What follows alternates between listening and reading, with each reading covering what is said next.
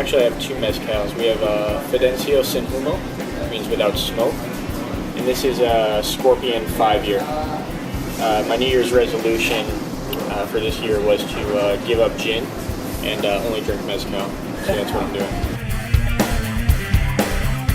Sure, I started cooking at a really young age. I couldn't tell you why per se. I knew I always wanted to do it, but the first time I ever cooked something for my mom and saw how happy it made her, I kind of knew that was my direction or my way to connect with people. So I started as a dishwasher in kitchens as early as 14 years old, and more or less cooked all throughout high school. I worked at a catering company. I worked at you name a type of business that serves food. I worked at them all, and then went to the Culinary Institute of America. Graduated, moved to Chicago, got a job at True, and I've been cooking more or less ever since. So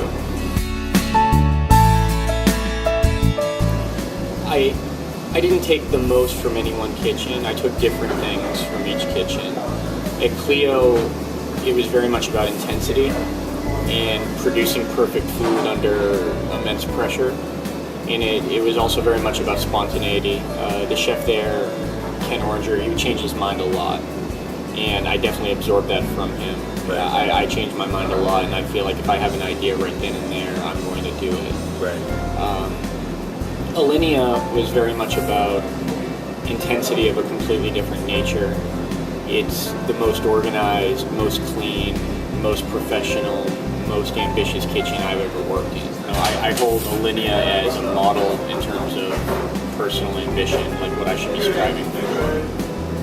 WD-50, what I took from there was, well, a lot of things. Like Wiley Dufresne he runs an extremely inspiring kitchen. He believes that all members of the staff should push themselves to be creative. His idea is that it's not just one person extolling their opinions and the rest of the team is executing on it. He believes in a democratic approach to creativity per se. And of course, just the knowledge that I gained there in terms of working with hydrocolloids, just some pretty advanced methods of manipulating food. I definitely took that from there. Yeah, I do.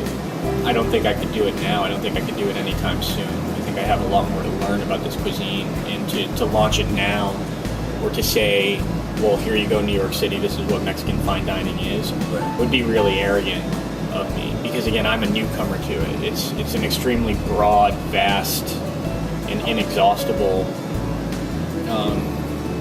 cuisine. So to have been working with it professionally for just under a year, I don't feel I have any right to do that yet. I think I have to assimilate myself and work slowly and earn the right to do that. But it is a personal dream, yeah. No, not at all. I mean, I don't think Danny Meyer or any one person is responsible for the way people behave. Who's to say we're a very gracious restaurant. Like, I want to put that on record. We're not a no restaurant. We don't tell people, no, this is the way it is and you go to hell. We accommodate vegetarians. We try our best to accommodate vegans.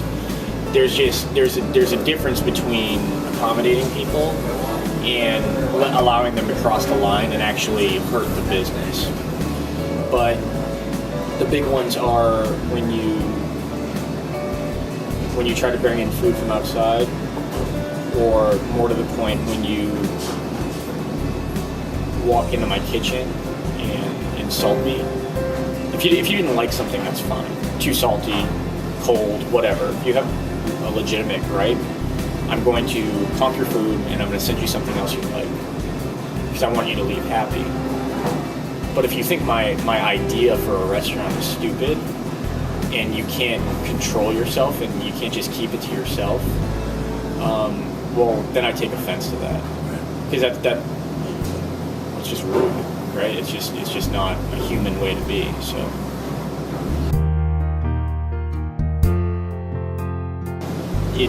it's completely what I expected him to do, meaning another extremely ambitious restaurant that no one could do but him. So I've yet to dine there. I very much want to go. I'm dying to go and have their Obuli menu, which they just launched today.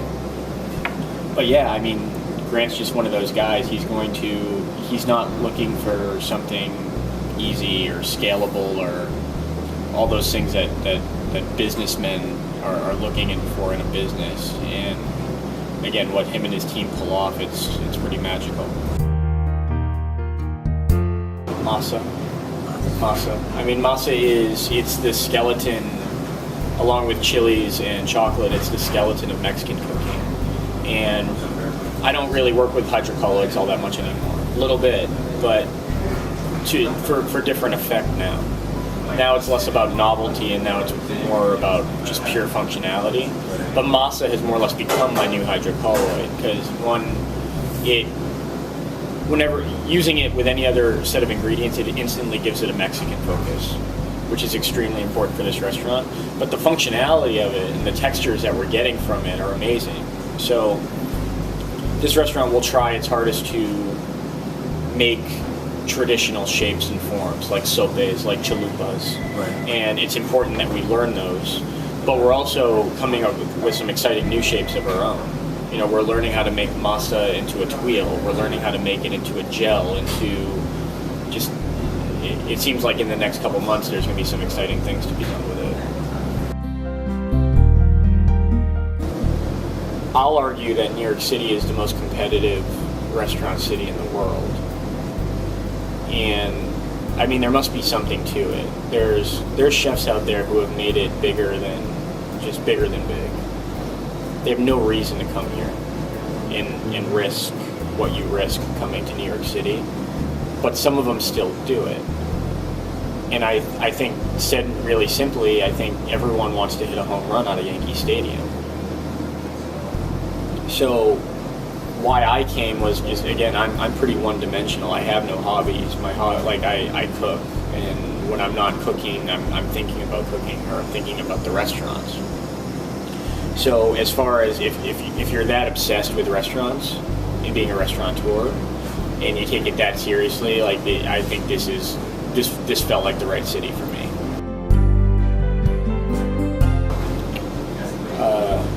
What inspires me? Adversity inspires me. When the underdog wins, that inspires me. Proving that you don't have to be known for one thing, and you don't have to be locked in, and you can still be successful. That idea inspires me. Creativity still very much inspires me. The culture and the cuisine and the all-around general congeniality of Mexico inspires me. My team inspires me because they're all extremely hardworking. My wife in particular inspires me because she does everything that I do, and she manages to keep a smile on her face the whole time.